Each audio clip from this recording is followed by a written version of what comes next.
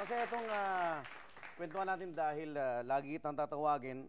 Alam bang kapangalan mo ang aking ex-girlfriend? Si Ina. Oh, asawa ko na ngayon. Ayan. Ex-girlfriend na asawa na. Si Ina, ayan na, nagkatotoo na rin. Okay. Anong sikreto mo? Marami talagang nagulat na after 2 decades ay napanatili mo yung aura, yung misteryo ng pagiging Sabado Night Girl, kaseksiyan mo. Oh.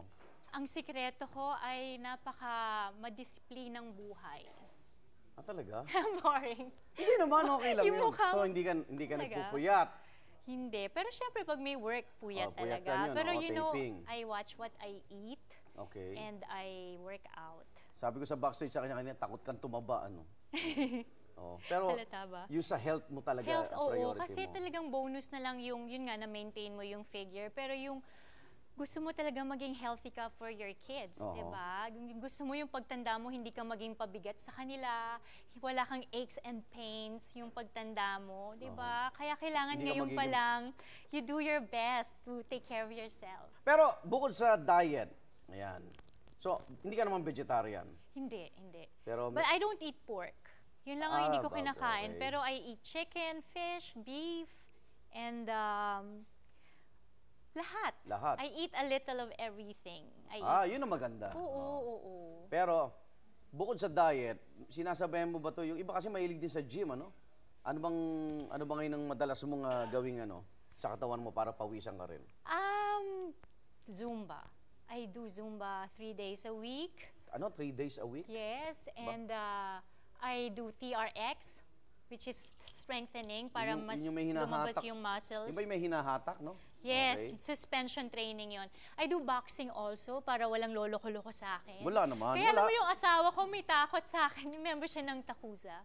Takot sa asawa. Kala ko karate yung Takuza. Kasi alam niya na hindi siya pwede nabasa ko yan. Mga battle ropes. Part ng military training din yan. Yes, that's so good. So good. Tapos I do basta weights. Okay. Masipag ako mag-workout. Anong pakiramdam ng ganyan? Yung mga hard training na rin yan, di ba? Masarap pag pinapawisan ka na, yun talaga ang sarap ng feeling. Parang tinatamad kang pumunta ng gym, pero pag pinapawisan ka na, you feel so good, you feel proud of yourself na tinuloy mo na hindi ka pinangunahan ng katamaran. Teka muna, saan mo na yung Zumba? Bakit nahilig ka ron? Kasi na-invite ako ni G. Tonji. Pero before that, may DVD ako. Sa bahay nagzuzumba ako. Before ako mag-zumba sa studio talaga, sa dance. Dito, may inaano ko pinasali ko dito sa nila Alice Soto. Do it. Masaya. Mahirap ba? Hindi. Turuan mo mo. Masaya. Pwede? Sure. Zumba. Tara. Paano ba yan? Kailangan may kembot para kembot? extra burn ng calories, ha? Paano kembot? Okay. Then kembot. Again, ha? Okay. 1, 2, 3. And then kembot. 1, 2. Puro kembot naman to? Para mas ma-burn yung calories.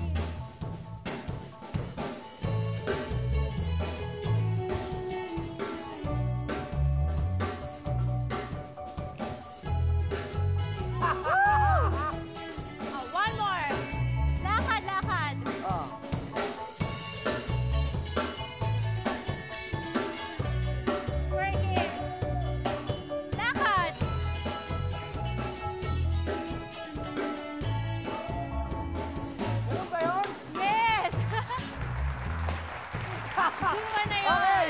Woo! Woo! Sandali lang pero pawis na, ha? Pawis ka na.